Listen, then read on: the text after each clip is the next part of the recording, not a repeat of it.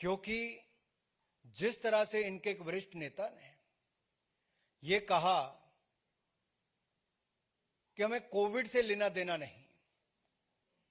अरे भाई, कोविड में तो आपने कुछ किया ही नहीं। दिल्ली में, देश में हाहाकार मची दिल्ली के कारण, वो देखने को मिला। इनके नेता ने कहा कोविड से हमें लेना देना नहीं। तो भाई, शराब वालों से क्या लेना देना था आपका, ये तो बता दो।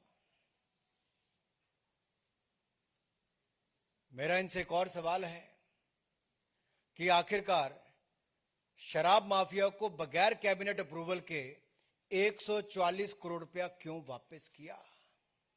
किसके कहने पर किया? क्या मनीष सिसोदिया ने अकेले किया या अरविंद केजरीवाल जी की सहमति थी? किसके कहने पर देश की जनता का, दिल्ली की जनता का पैसा शराब के व्यापारियों को मिली भगत से वापस किया? इसका जवाब अरविंद केजरीवाल जी को देना ही होगा। वो आज तक सवालों के जवाब से भागते हैं। यह सवाल देश की जनता बार बार पूछती है कि शराब के व्यापारियों के प्रति ये इतने नरम दिल क्यों? किसको कितना मिला, कैसे मिला, इसकी जड़ तक जाना ही होगा। आप अपने शराब के घोटाले को बाकी बातों से ना ढकने का प्रयास करें, क्योंकि आपका असली चेहरा सामने आया है। और यही नहीं, ये लोग सच्चाई से भागते हैं। ये आम आदमी पार्टी के नेता, चाहे अरविंद केजरीवाल जी हो या बाकी हो, ये सच्चाई से भागते हैं, ये जिम्मेदारी से भागते हैं, ये सवालों से भागते हैं। अब ये जनता से भी दूर भागेंगे। और आज जब मीडिया के मित्र सवाल पूछ रहे थे तो मनीष जी उल्टे पांव भाग रहे थे। मीडिया के सवालों से पीठ दिखाकर भाग सकते हो, जनता से भी ऐसे ही मनीष सिसोदिया, अरविंद केजरीवाल को भागना पड़ेगा। और ये जो 30 करोड़ रुपए जो ईएमडी, अर्नेस्ट मनी डिपॉजिट हुआ था, ये क्यों वापस किया? अगर वो अनुमति नहीं ले पाए तो आपने इनके पैसे क्यों वापस किए? ये पैसे वापस किए तो आपकी जेब में कितने आए? इसका जवाब आपको देना होगा। मैं यही नहीं, ये सारे सवालों का जवाब अरविंद केजरीवाल जी को खुली चुनौती देता हूं। अगर दम है तो अरविंद केजरीवाल जी मीडिया के सामने आए, देश के सामने आए, 24 घंटों के अंदर जवाब दें। ना ये सीबीआई के जवाब दे पा रहे हैं, ना ये मीडिया के जवाब दे पा रहे हैं। और इसीलिए मैंने कहा, ये सच्चाई से भागते हैं, जिम्मेदारी से भागते हैं, सवालों से भागते हैं, अब जनता से भागेंगे। आपने ठेकों की, आपकी सरकार ने, केजरीवाल जी और सिसोदिया जी ने जो ठेकों की कमीशन 2% से बढ़ाकर 12% क्यों की? और एक्यूज नंबर 1 मनीष सिसोदिया जी से सीधा सवाल है कि ये जो बिचौलिए जिनको अलग अलग इनमें एक्यूज ठहराया गया, उनसे इनके रिश्ते क्या है? अरविंद केजरीवाल जी और मनीष सिसोदिया जी के रिश्ते क्या हैं इनसे? ये जवाब देना ही पड़ेगा। मित्रों, ये लोग जनता के सामने और जनता की आंखों में धूल झोंकने का प्रयास करते हैं। राजनीति में आने से पहले भ्रष्टाचार के खिलाफ आंदोलन तो करते थे, लेकिन आज तक उस पर किया क्या? इतना ही किया कि आकर भ्रष्टाचार के नए रिकॉर्ड बनाने अरविंद केजरीवाल जी, जो किंग पिन है भ्रष्टाचार के, और एक्यूज नंबर 1 मनीष सिसोदिया जी ने किया।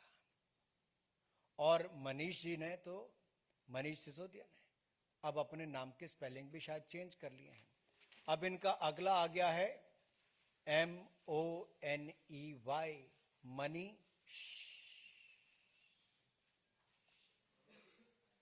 कमाई करो और चुप रहो। मनी।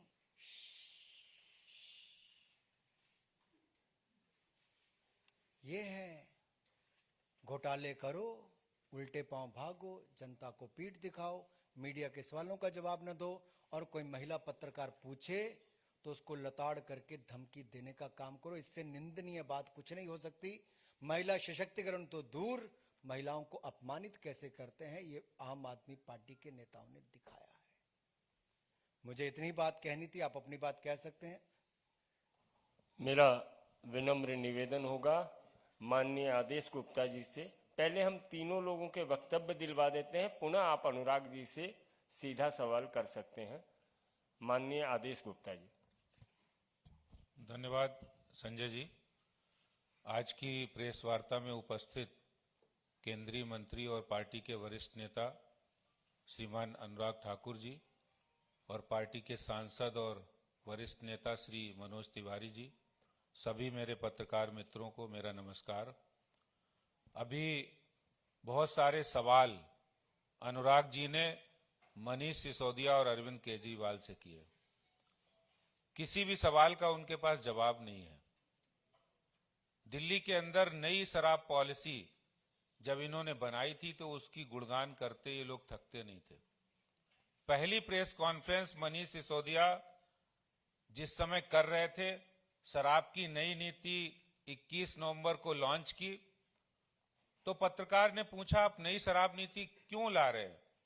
पुरानी शराब नीति में सबसे अच्छा मॉडल है जिसको कई राज्यों ने अपने यहां लागू किया, क्योंकि उसमें बेईमानी की गुंजाइश नहीं है। तो पत्रकारों को जवाब देते हुए मनीष सिसोदिया कहते हैं कि ये शराब नीति दिल्ली में शराब के इक्वल डिस्ट्रीब्यूशन के लिए काम करेगी। लोगों को तकलीफ होती है, कुछ महिला और युवा साथी जो गांव में रहते हैं उनको गांव से दूर जाके शराब लेनी पड़ती है, अपनी कॉलोनी से दूर जाके शराब लेनी पड़ती है, क्योंकि मास्टर प्लान इस बात की इजाजत नहीं देता है। दिल्ली के 100 वार्ड ऐसे हैं जहां पर मास्टर प्लान के मुताबिक वहां शराब के ठेके खुल ही नहीं सकते हैं। दिल्ली की आम आदमी पार्टी सरकार नई शराब की नीति इसलिए लाए कि शराब का इक्वल डिस्ट्रीब्यूशन कर सके।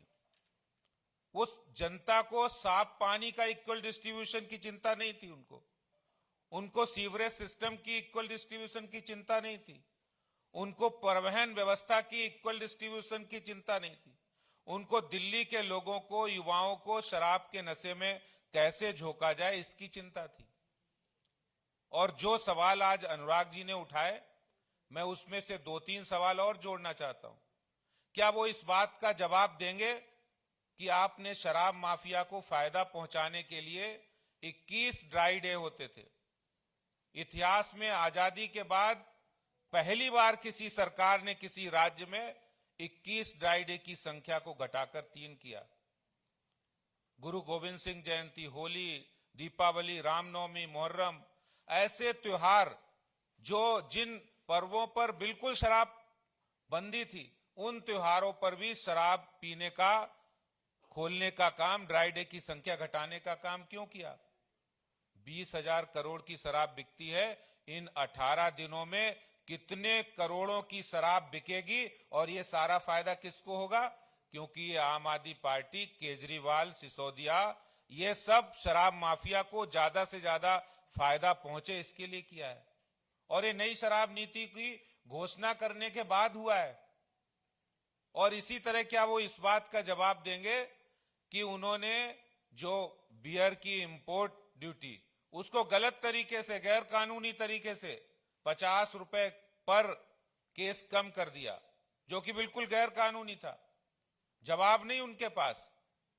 और उनके पास ये भी जवाब नहीं है कि दिल्ली में आपने अनऑथराइज कॉलोनी हो, रेजिडेंशियल इलाके हो, रिहायशी कॉलोनी हो, नॉन कन्फर्मिंग इलाके हो, गांव हो, जो स्कूल विद्यालय हो, मंदिर के पास, धार्मिक स्थलों के पास आपने शराब ठेके खोलने की अनुमति क्यों दी? इस बात का जवाब नहीं है। क्यों आपने 250 ठेकों से बढ़ाकर 850 ठेके किए? आखिर शराब माफिया को ज्यादा से ज्यादा फायदा पहुंचाने के लिए ये ऐसा काम किया आपने।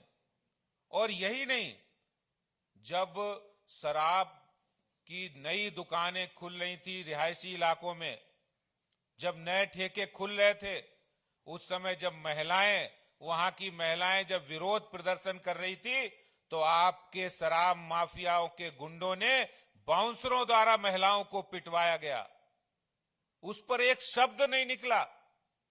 दिल्ली की सरकार, दिल्ली में अरविंद केजरीवाल और मनीष सिसोदिया ने शराब माफिया को मानो पूरा प्रॉफिट देने के लिए पूरी कमर कस ली थी, और पूरा प्रॉफिट देने के लिए कोई भी आगे आया, महिलाएं आई तो उनको पिटवाने का काम किया है।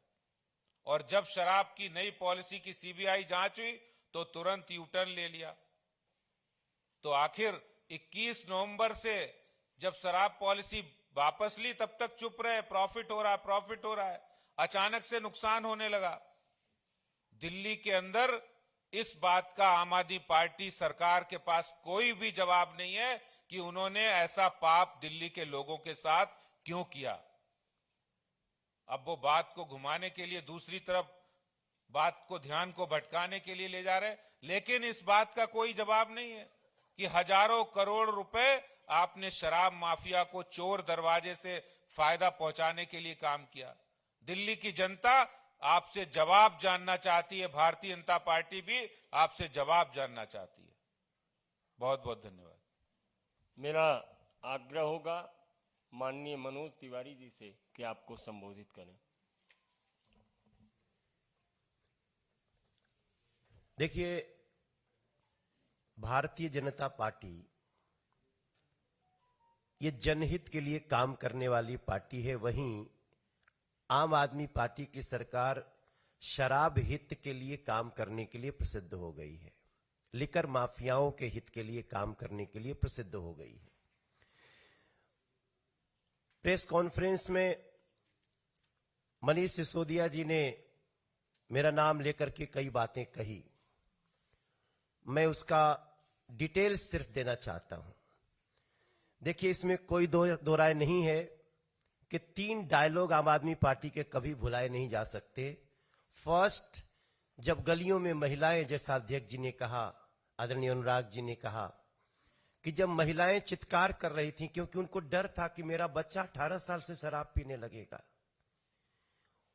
उनका हृदय रो रहा था जब उनको पता चल रहा था कि मेरे बच्चे को 3 बजे रात तक शराब पीने की छूट दी जा रही है दिल्ली में, तो महिलाएं रो रही थीं, हम उनके साथ खड़े थे।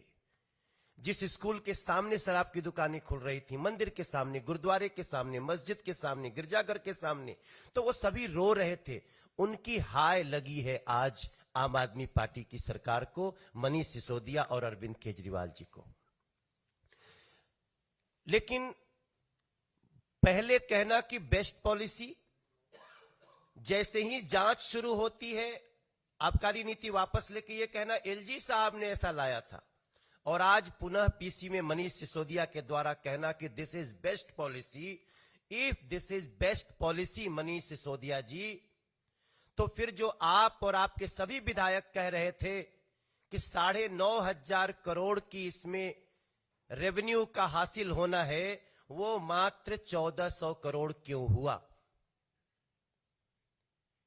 9,500 करोड़ का इसलिए कि आपको याद रहे कि विस्की और वाइन की बिक्री क्रमशः 60% और 87% बढ़ गई। आप यह भी नहीं कह सकते कि इस कारण से बिक्री घट गई। बिक्री बढ़ गई 87% तक और रेवेन्यू घट गया 80%। How it is possible? 9,500 crore के रेवेन्यू को दिखाकर मात्र 1,400 करोड़ देना, तो मैंने तो 8,000 करोड़ का ही हिसाब मांगा है, ये तो यहां पे 8,100 करोड़ और बढ़ गया है, 8,100 करोड़ है।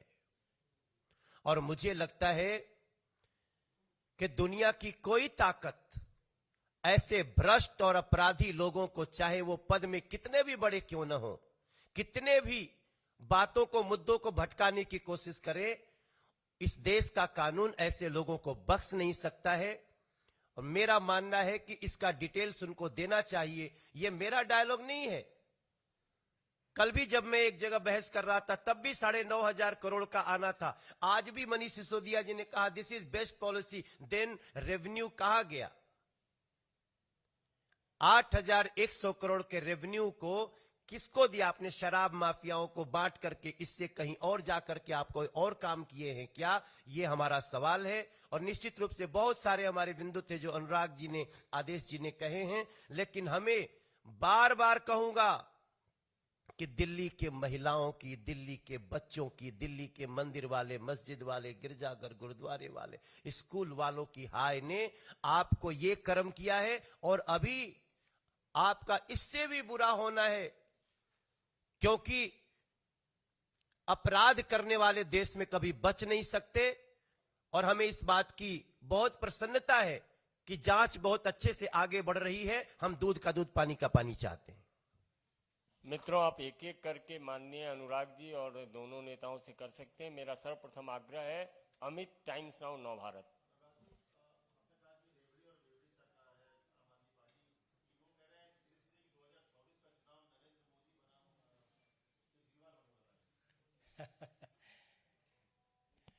इन लोगों ने बहुत प्रयास पहले भी किए,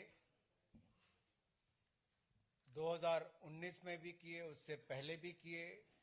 अलग अलग राज्यों के 4 राज्यों में चुनाव हुए, तब भी बड़ी बड़ी बातें की। ये कहीं पर भी मोदी जी के आगे खड़े नहीं हो पाए, क्योंकि जनता का विश्वास और आशीर्वाद नरेंद्र मोदी जी पर था और भारत को आगे बढ़ाने का काम भी नरेंद्र मोदी जी ने किया है। लेकिन सवाल यह खड़ा होता है कि दिल्ली की शराब नीति शराब के ठेकेदारों ने बनाई कि शराब के ठेकेदारों के हितैषी अरविंद केजरीवाल जी और मनीष सिसोदिया जी ने बनाई। अरविंद केजरीवाल जी का बायना हाथ, लेफ्ट हैंड, पहले ही जेल में है और दाहिना हाथ यानी कि मनीष सिसोदिया जी गंभीर भ्रष्टाचार के आरोपों में घिरे हैं। ये रेवड़ी और बेवड़ी की बात, आप पंजाब चुनाव से पहले दिल्ली सरकार की ये शराब नीति आना अपने आप में बहुत कुछ कहता है। और पंजाब में सरकार आने के बाद एक के बाद दूसरी विकेट भ्रष्टाचार पर गिरना, दिल्ली से लेकर पंजाब तक आम आदमी पार्टी के भ्रष्टाचार का बोलबाला ये सामने दिखता है। और ये रेवड़ी की सरकार भी है और बेवड़ी की सरकार भी है। विकास चंद्रा, न्यूज नेशन।